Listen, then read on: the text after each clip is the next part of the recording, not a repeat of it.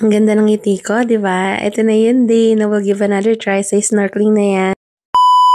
We did a lot this day and I hope you guys watch until the end. Welcome back guys. Siyempre dito sa Anda, Bohol, limited lang ang boat na makikita mo out in the sea. So dito nga kami sa JNR Resort, nagpabook ng boat para mag-snorkeling. At pasensya na kayo guys kung medyo malat pa ako at hindi na talaga ako nilubayan ng ubot sipon na yan. Like Panglao nga, hindi nga sila ganun ka-crowded and ka-busy dito. And according to their current radar, mga 12:30 nga daw ng hapon, walang masyadong alon. So we made an appointment and hoping to see some turtles and beautiful corals. And ayan na nga guys, nag-aantay na yung boat na narentahan namin. Pero dahil nga dalawa lang kami mag-asawa, and 4 lang kayang i-accommodate ng boat, may makakasama kaming 2 persons sa boat na yan. And super excited na nga ako yung mga time na yan. Kasi kahit natakot ako sa deep water, excited pa rin ako ma-experience na I'll be out there and then makikita ko yung mga beautiful corals nga dito sa Bohol. And ayan guys, as you can see, super relaxing talaga ng view dito. And ang ganda rin ng boat na narentahan namin. It is the best talaga and we're enjoying every bit of the moment nga. So here we arrive at our first location. According to our tourist guide, this spot has so many beautiful corals. And ayan na nga si Mr. Nauna na siya at ako ay kumukuha pa ng lakas ng loob. Kahit na nga nakapag-take ako ng swimming lesson nung college ako, kaya ako sa swimming pool lumungoy ng medyo malalim. Hindi ko pa rin kaya talaga na hindi magsuot ng life vest. Lalo na pag ganito kalalim yung makikita mo. Nagulat nga ako kasi abyss na yan. Eh mas lalo akong nagulat, akala ko pating legs pala ng asawa ko.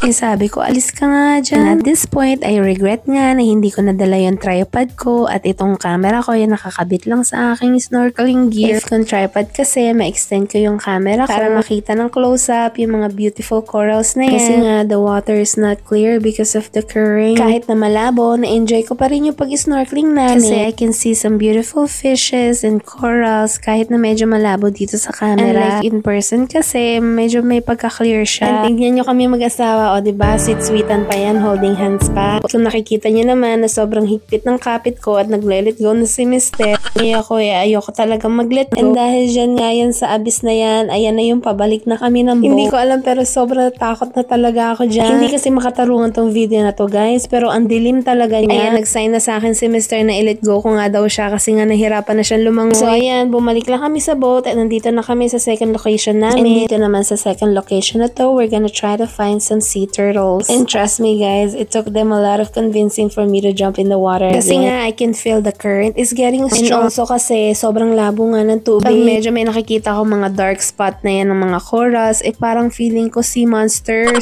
So ayan guys, pinabalik ako ng tour guide namin sa boat kasi nga lumalakas nga yung current, so mag-change sila ng location. Sabi ko pa nga, nasayang lang yung mga laway na yun na ilunok ko.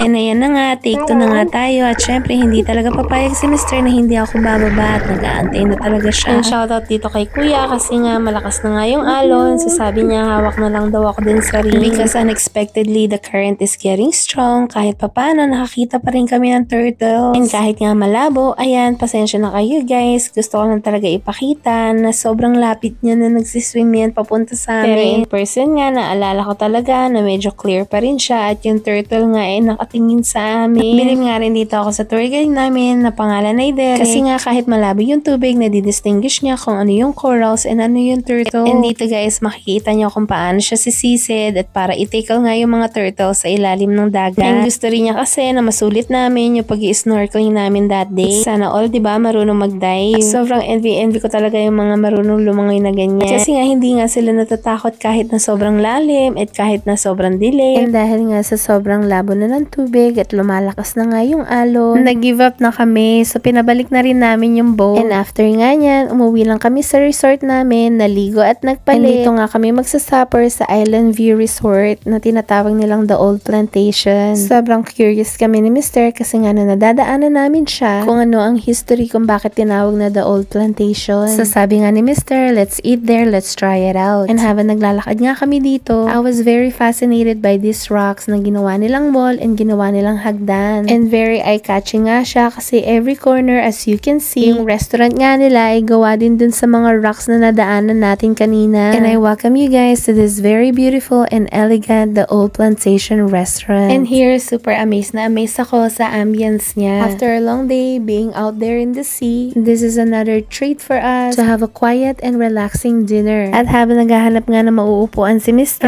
ramdam ko na yung gutom ko. Parang nga ako nagkikrave sa lapu-lapu na isda na sinabawan at prito. And ayan na guys, ayan nga yung menu nila. Meron silang selections ng wine. Yan yung mga drink list nila. And may happy hour din sila. 10% off. Silang seafoods, Asian corner. They also have Filipino favorites. And nag-order kami ni Mr. ng Virgin Piña Colada. They gave us some complimentary chips and peanuts for appetizers. And while we're waiting for our food, nalaman na rin namin kung anong history nitong lugar na to. So the architect is from Negros. Sabi nga ng waitress, yung mga ruins nga dun sa Old Plantation na yun ay dinala nga niya dito. So that's why they call it the Old Plantation. Yung history naman ng mga rocks na yan, before they build this resort, ay super rocky nga dito sa location na to. Yung mga rocks na nakikita nyo, ay yung mga tinabas nilang mga rocks para mapagpantay lang yung lugar na to. And nakapag-order na rin kami ng food. Aking asawa, he ordered lasagna, eggplant, and onion rings. Ang in-order ko naman ay isang buong isda ng lapu-lapu, yung kalahati ay prito at yung kalahati pinasabaw ko. Nakarating kayo hanggang sa point ng video na to. Sobrang nagpapasalamat ako at yun lang naman mga naging ganap that day. Salamat ulit sa panonood. Hanggang sa susunod. Bye! Thank you. And maybe some butter for the buns. Okay. Thank you. Two rice. Wow. Eh?